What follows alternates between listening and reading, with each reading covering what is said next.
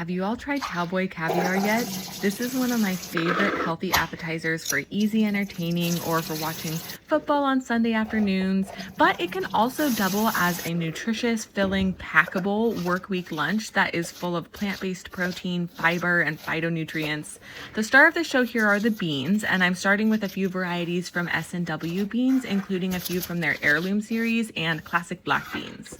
Then I add a rainbow of vegetables like peppers, cucumber, red onion, green onion, pickled jalapenos, frozen roasted corn, and cilantro. It's all tied together with a zingy vinaigrette of fresh lime juice, white wine vinegar, spicy honey, a splash of pickled jalapeno juice, kosher salt, 3 heaping teaspoons taco seasoning, and extra virgin olive oil. Shake that up in a jar. The finishing touch is some crumbled feta, and then toss everything together.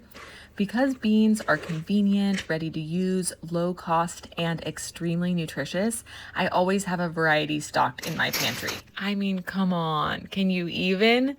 Flavorful, healthy, easy, it's the best.